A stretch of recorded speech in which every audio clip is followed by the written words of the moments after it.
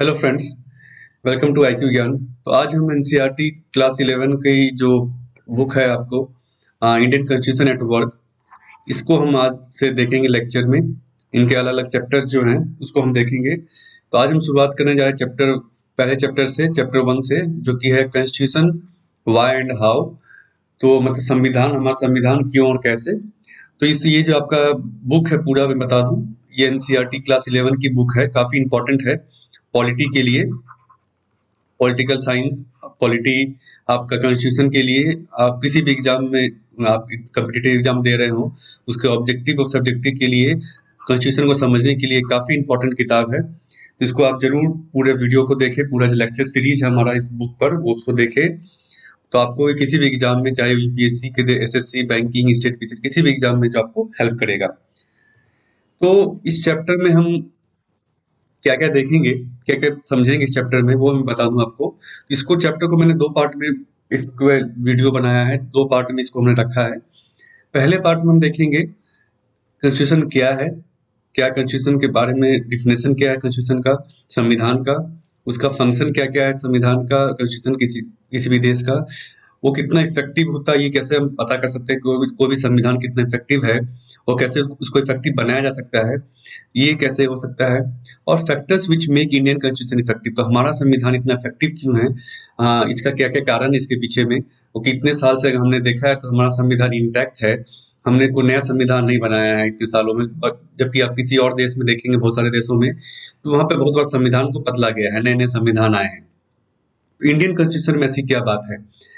तो second part अगले lecture में जो हम देखेंगे वो है आपका कैसे हमारा संविधान को बनाया गया था, प्रोसेस क्या था, कैसे उसको बनाया गया, कैसे हमने अडॉप्ट किया उसको। कॉन्स्टिट्यूएंट असेंबली जो आपने पढ़ा होगा, हिस्ट्री में भी पढ़ा होगा आपने शायद, तो उसके बारे में हम पढ़ेंगे, जिसके थ्रू जिन्होंने संविधान की रूपरेखा तैयार की, संविधान का प्रोविजंस तैयार किया, उसका कंपोजिशन क्या था, उन्होंने क्या प्रोसीजर अपनाया, कैसे उन्होंने डेलीगेट किया, कैसे उन्होंने काम किया उसमें।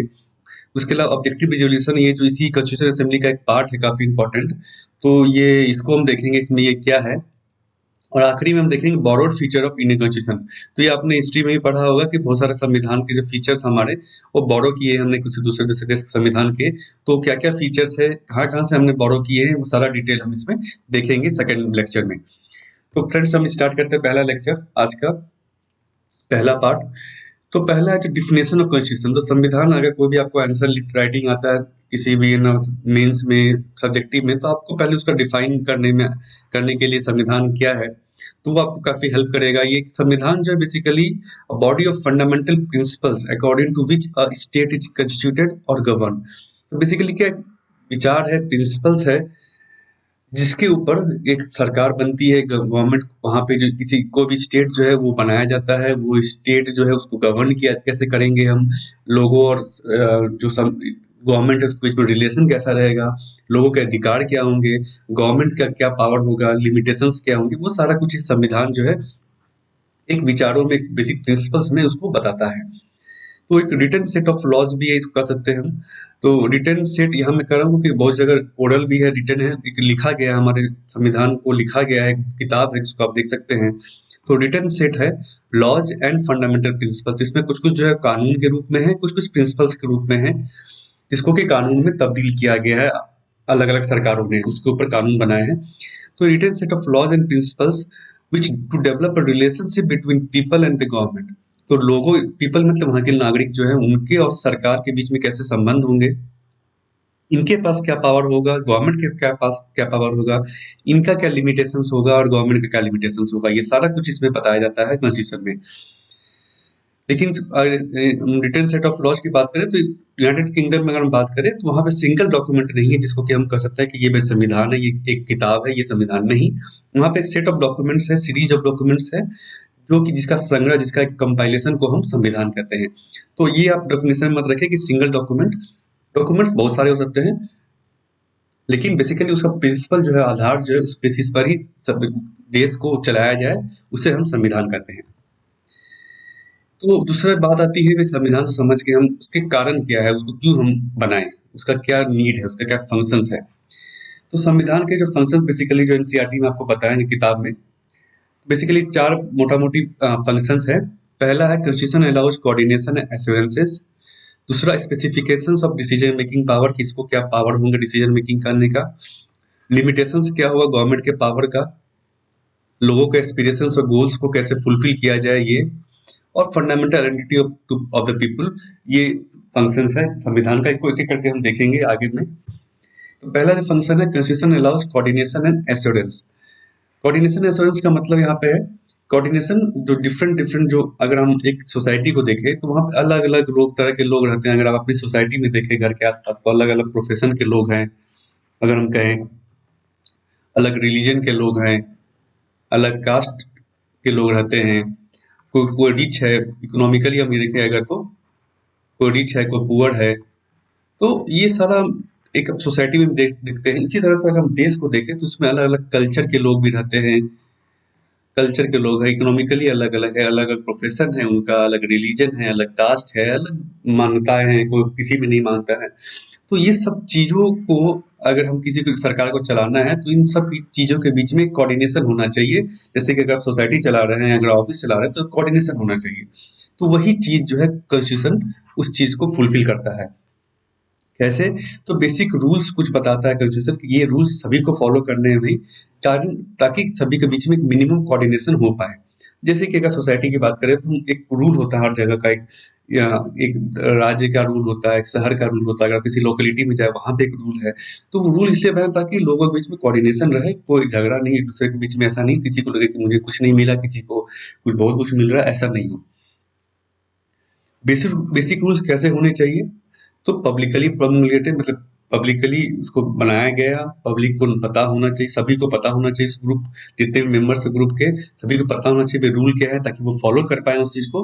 और वो इन्फोर्सिएबल होना चाहिए, मतलब अगर कोई उसको तोड़ता है तो उसके ऊपर कुछ कार्रवाई होनी चाहिए, उसको दंड मिलना चाहिए, ताकि लोगों के बीच में एक भय रहे उस रूल का कि उस रूल को हमें सबको फॉलो करना है। नहीं करेंगे तो भाई हमें दंड हो सकता है।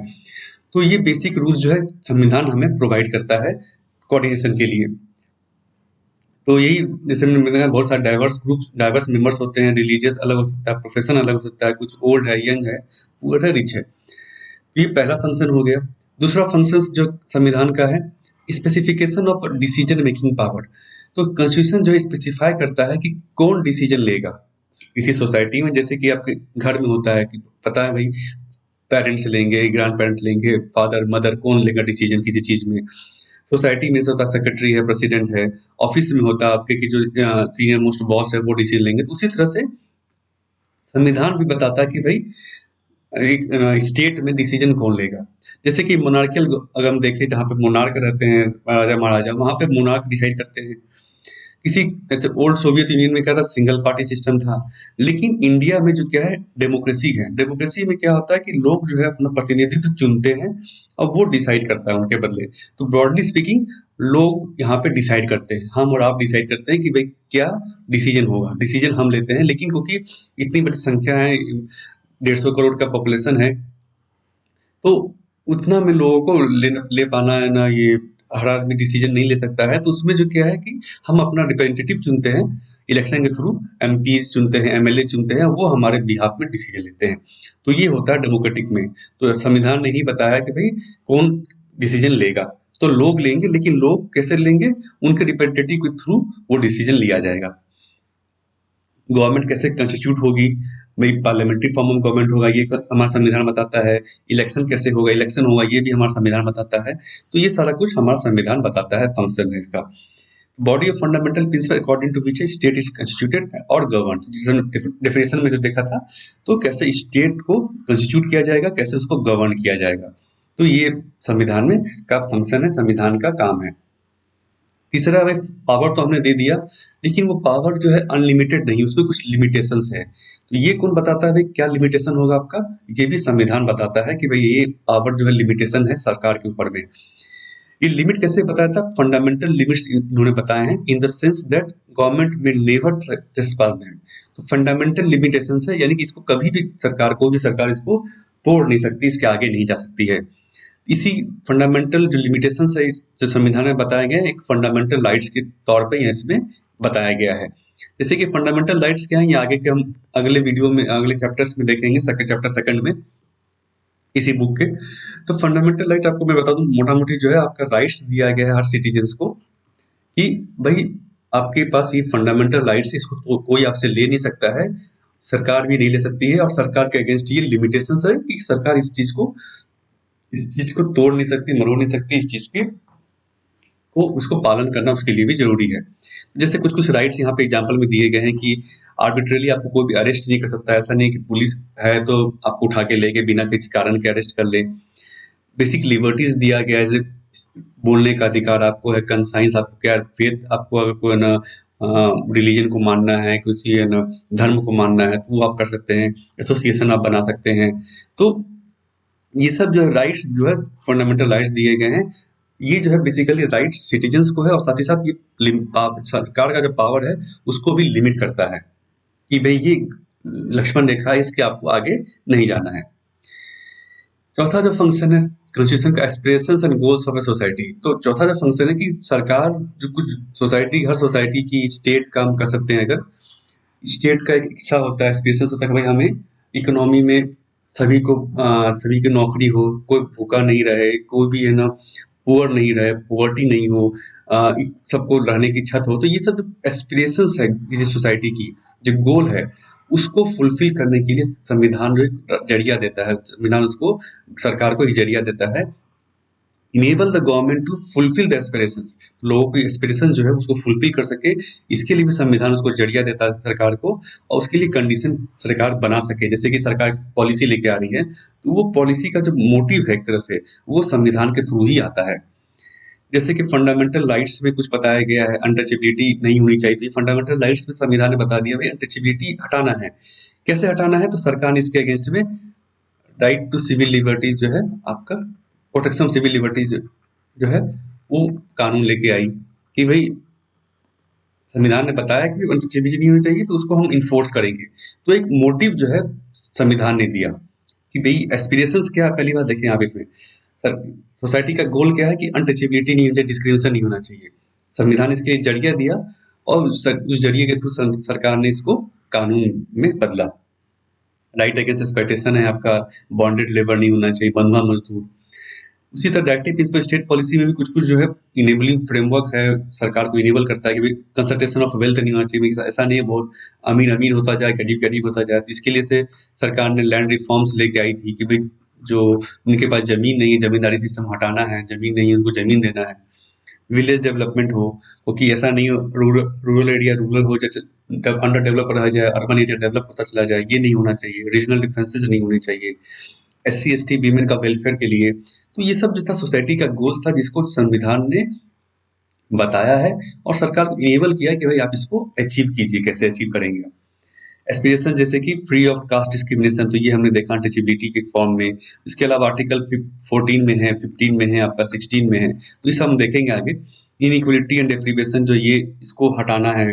Minimum dignity and social self respect, ये जो हमारा गोल्स है इसको कैसे फुलफिल किया जाए, ये संविधान हमें अलग अलग आर्टिकल के माध्यम से बताता है। जो पांचवा जो फंक्शन है fundamental identity of A people, तो संविधान जो वहाँ के लोगों का, वहाँ के सिटीजन्स जो है उसको एक आइडेंटिटी देता है। कैसे देता है आइडेंटिटी? जैसे कि पॉलिटिकल आइडेंटिटी आपको मिल रही है कि भाई हम एक बेसिक रूल्स मांग रहे हैं, हमारा इलेक्शन जो है प्रोसीजर्स में होगा, हमारे PM होंगे, प्रेसिडेंट्स होंगे जो प्रेसिडेंट होंगे जो इलेक्टेड होंगे, हमारा एक रिपब्लिक है, डेमोक्रेसी है हमारे यहाँ, फेडरल सिस्टम है। तो ये जो पॉलिटिकल स्ट्रक्चर है ये हमें पॉलिटिकल आइडेंटिटी देता है पूरे देश के जनता को कि भाई हम ये पॉलिटिकल आइडेंटिटी हमारी ये है, डेमोक्रेटिक रिपब्लिक स्टेट है हम। नेशनल आइडेंटिटी है कि भाई relationship between different regions of nation and central government, ये जो है फेडरल स्ट्रक्चर, ये नेशनल आइडेंटिटी देता है हमें। मोरल आइडेंटिटी भी देता है कि भाई ये प्रिंसिपल जो संविधान में कुछ प्रिंसिपल्स रखे गए हैं, अनटचेबिलिटी नहीं होनी चाहिए, कास्ट डिस्क्रिमिनेशन नहीं होना चाहिए, इक्वलिटी का प्रिंसिपल्स, तो ये प्रिंसिपल भी हमें जो एक तरह से मोरल आइडेंटिटी प्रदान करता है।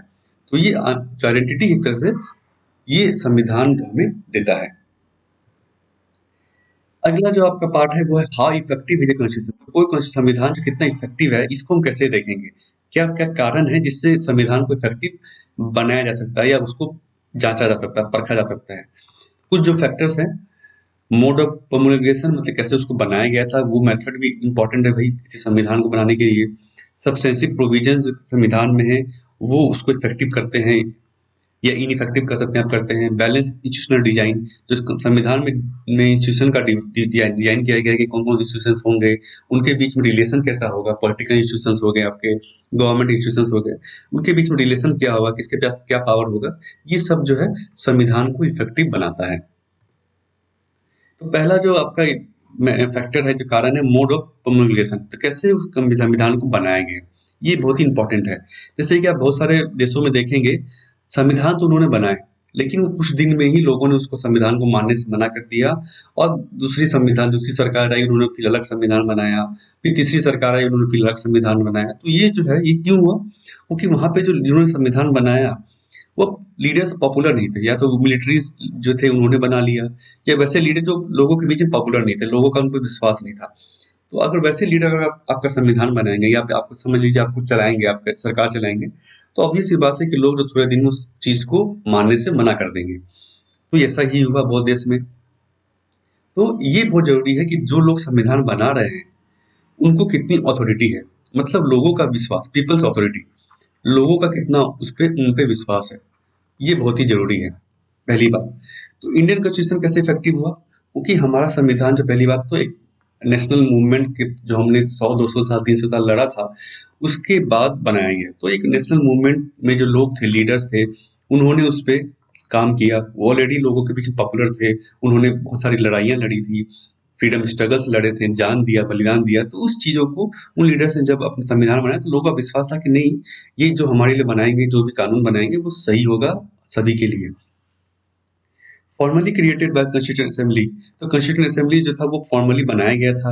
इसमें जो लोग थे, कुछ इलेक्टेड थे, कुछ रिप्रेजेंटेटिव थे, तो सारे लोग जो थे, एक फॉर्मल तरीके से इसको संविधान को बनाया गया लोगों के इलेक्शन के द्वारा। और काफी टाइम भी इन्होंने लिया बनाने में, ऐसा नहीं कि 10 दिन में इन्होंने संविधान बना के रख दिया। It was drawn by the people who enjoy immense public credibility. जैसे मैंने कहा कि जो लोग, जिन लोगों ने बनाया इस संविधान को, या इस संविधान को बनाने में मेंबर थे इस कॉन्स्टिट्यूएंट असेंबली के, उन पे लोगों का काफी विश्वास था। चाहे जवाहरलाल नेहरू हो, राजेंद्र प्रसाद हो, सरदार पटेल हो, बी आर अम्बेडकर हो, तो सभी लोगों का उन पे विश्वास था, और अलग अलग धर्म के, जाति के लोग, कल्चर के लोग उन पे विश्वास करते थे। दूसरा जो एक फैक्टर है, कारण है संविधान का इफेक्टिव होने का, वो है substantive provision of a constitution. संविधान में जो प्रोविजंस रखे गए हैं, जो मेन प्रोविजंस है, वो कितने इंपॉर्टेंट है, वो कितना लोगों को फ्रीडम देते हैं, इक्वलिटी देते हैं, वो डिसाइड करता है। तो जैसे कि reserve the freedom equality of all its member, the more likely to succeed. मतलब कि अगर कोई संविधान है, मान लीजिए उसमें सिर्फ अमीर लोगों के लिए उसमें प्रोविजंस रखे गए हैं कि अमीर लोग उसमें और उनको फायदा मिलेगा, पुअर के लिए कुछ रखा नहीं गया है। या फिर आप कहें तो फिर किसी पर्टिकुलर कास्ट या रिलीजन के लिए सब कुछ है वहाँ पे उस संविधान में, दूसरे रिलीजन के लिए कुछ रखा नहीं गया वहाँ पे, माइनॉरिटीज की बात नहीं की गई है, माइनॉरिटीज को कोई राइट नहीं दिया गया है। तो इस केस में क्या होगा, जिन पर्सनस को उसमें रखा नहीं गया, उसमें कुछ राइट्स नहीं दिए गए, उनके लिए कुछ फेवरेबल नहीं, वो संविधान को मानने से इनकार कर देंगे कुछ दिनों बाद। जैसे पुअर मानने से इनकार कर देगा, थोड़ा दिन में वो बगावत कर देंगे, माइनॉरिटीज बगावत कर देंगे। तो ऐसा नहीं होना चाहिए। अगर संविधान में सभी के लिए, सभी मेंबर्स के लिए फ्रीडम और इक्वलिटी बराबर तरीके से दिया गया है, तो वो ज्यादा सक्सीड होगा, क्योंकि सभी लोग उसको मानेंगे, उस पर विश्वास करेंगे। ये मोटा इसका फ्रेमवर्क है। तो परफेक्ट जस्टिस जो है, वो ये पॉसिबल तो नहीं अचीव कर पाना ऐसे, बट उसको आप संविधान के माध्यम से लोगों को कन्विंस कर सकते हैं कि भाई इसको आप अचीव कर सकते हैं। लोगों को लगना चाहिए कि संविधान इसको अचीव करने के लिए ही बनाया गया है। राइट्स टू माइनॉरिटीज, हमारे संविधान में माइनॉरिटीज को राइट दिए गए हैं, स्मॉल ग्रुप्स को राइट्स दिए गए हैं, अनटचेबिलिटी हटाई गई है, कास्ट डिस्क्रिमिनेशन नहीं है। इस कारण से हमारा संविधान जो है काफी इफेक्टिव है। नेक्स्ट जो फैक्टर है, कारण है, वो है बैलेंस इंस्टीट्यूशनल डिजाइन। तो जो इंस्टीट्यूशन का डिजाइन संविधान ने किया है कि भाई क्या क्या इंस्टीट्यूशन होंगे। कुछ इंस्टीट्यूशन आप देखेंगे कॉन्स्टिट्यूशनल बॉडी कहा जाता है, कुछ स्टैट्यूटरी बॉडी होता है जो कानून के द्वारा पार्लियामेंट बनाती है, और कुछ जो है एक्स्ट्रा होता है कॉन्स्टिट्यूशन, जो कि एग्जीक्यूटिव इंस्ट्रक्शंस के थ्रू बनाया जाता है। तो संविधान ने भी बहुत सारे इंस्टीट्यूशन को क्रिएट किया है, चाहे वो पार्लियामेंट हो, चाहे वो आपका कैग हो, कंप्ट्रोलर एंड ऑडिटर जनरल हो, इलेक्शन कमीशन हो, तो ये सारे जुडिशरी हो। तो ये सारा जो इंस्टीट्यूशन का डिजाइन जो संविधान ने किया, वो इस तरह से किया है ताकि कोई भी सिंगल इंस्टीट्यूशन जो ग्रुप है, उसके पास सारा पावर नहीं आ पाए, और वो ऐसा नहीं है कि संविधान को ही बदल दे, संविधान के ऊपर हो जाए। ऐसा ही हमारे संविधान में किया गया है कि भाई हर ग्रुप, हर इंस्टीट्यूशन के पास में पावर, जो जितनी पावर है वो इस तरह से बांटा गया है ताकि कोई भी ग्रुप के पास सारा पावर नहीं हो और वो पूरी संविधान को ही बदल दे, संविधान को ही हटा दे। ऐसा नहीं होना चाहिए। Crafted in such a way that no single institution acquire monopoly power, तो किसी एक सिंगल इंस्टीट्यूशन के पास सारा पावर नहीं होना चाहिए। तो इसमें पार्लियामेंट दिया गया, लेकिन पार्लियामेंट को कंट्रोल करने के लिए आपका जो है एक जुडिशरी भी है कि भाई अगर आप कानून ऐसा बनाएंगे जो कॉन्स्टिट्यूशन से अलग है, तो वो जुडिशरी इसको नल एंड वॉइड कर सकती है। जुडिशरी उसके एग्जीक्यूटिव जो हमारे यहाँ है उसको कंट्रोल करने के लिए पार्लियामेंट दिया गया है। जुडिशरी में अपॉइंटमेंट्स है, उनका भी रूल्स है कि इतने एज के का टेन्योर होगा, इतना फिक्स टेन्योर होगा। Horizontal fragments of power across different institutions. तो हॉरिजॉन्टल फ्रेगमेंट कैसे? तो एग्जीक्यूटिव, लेजिस्लेचर, जुडिशरी के बीच में पावर को डिवाइड किया गया है। उसके अंदर में भी इंडिपेंडेंट इंस्टीट्यूशंस बनाए गए, जैसे कि इलेक्शन कमीशन, कि भाई इलेक्शन जो है फ्री एंड फेयर होना चाहिए। सीएजी बनाया गया है ताकि अकाउंट्स को कंट्रोल किया जा सके। ये सब चीजें हैं। उसके अलावा balance of rigidity and flexibility, कि हमारा संविधान ना तो ज्यादा रिजिड है ना ही ज्यादा फ्लेक्सिबल है। ज्यादा रिजिड अगर होगा तो हम संविधान को चेंज नहीं कर पाएंगे। जैसे अगर हम देखें आज के संविधान में हमारा, तो बहुत सारे अमेंडमेंट्स लाए गए हैं। अमेंडमेंट्स इसलिए लाए जाते हैं ताकि जो संविधान बनाया गया था उस समय सिचुएशन, सरकार अलग थी, देश अलग था उस समय, ग्लोबलाइजेशन अलग था, दुनिया अलग थी। जैसे जैसे वो बदलता है, इंस्टीट्यूशन बदलते हैं, तो उसमें कुछ चेंजेस लाने की जरूरत पड़ती है। तो उस चीजों को अगर हम चेंज नहीं कर पाएंगे तो संविधान ऑटोमेटिकली जो धीरे धीरे वो टूट जाएगा और संविधान जो है उसको छोड़ना पड़ेगा। तो ये भी हमारे संविधान में रिजिडिटी नहीं है, क्योंकि हम उसको बदलाव ला सकते हैं। नहीं ज्यादा फ्लेक्सिबल है। ज़्यादा फ्लेक्सिबल इसलिए नहीं रखा गया क्योंकि अगर ज़्यादा फ्लेक्सिबल होगा तो कोई सिक्योरिटी नहीं होगी, कोई प्रेडिक्टेबिलिटी नहीं होगी, क्योंकि कोई भी सरकार अगर छोटी सी मोटी जिसमें मेजोरिटी भी नहीं है, वो सरकार इस संविधान को बदल देगी अपने हिसाब से, उसको तोड़ मरोड़ सकेगी। ऐसा भी नहीं रखा गया है, फ्लेक्सिबल ज़्यादा नहीं है। संविधान को जो मेजर पार्ट से बदलने के लिए हम आगे देखेंगे अमेंडमेंट्स को, तो संविधान को बदलने के लिए आपको बहुत सारे एमपी मेजोरिटी चाहिए होगी, जो कि इतना आसान नहीं है लाना। तो इसीलिए हमें संविधान में दोनों का बैलेंस रखा गया है ताकि वो इंटैक्ट रहे। Balance arrangement of institutions of government ensure effectiveness of constitution. तो कॉन्स्टिट्यूशन में राइट बैलेंस दिया गया है ताकि हम जो संविधान जो है इंटैक्ट रहे। कॉन्स्टिट्यूशन अडॉप्टेड पार्लियामेंट्री फॉर्म, इसीलिए हमने पार्लियामेंट्री फॉर्म लिया ताकि एग्जीक्यूटिव भी जो रिस्पॉन्सिबल रहे, और फेडरल अरेंजमेंट ताकि स्टेट और सेंटर दोनों के पास पावर रहे। सारा पावर सेंटर के बीच में पास नहीं रहना चाहिए, ना ही सारा पावर स्टेट के पास आना चाहिए। तो फ्रेंड्स ये था पहला चैप्टर। पहला चैप्टर का पहला पार्ट है। अगला पार्ट जो हम सेकंड अगले लेक्चर में देखेंगे। अगर आपको वीडियो अच्छा लगा हो तो जरूर लाइक करें, शेयर करें अपने फ्रेंड्स के साथ और सब्सक्राइब करें इस चैनल को। Thank you friends.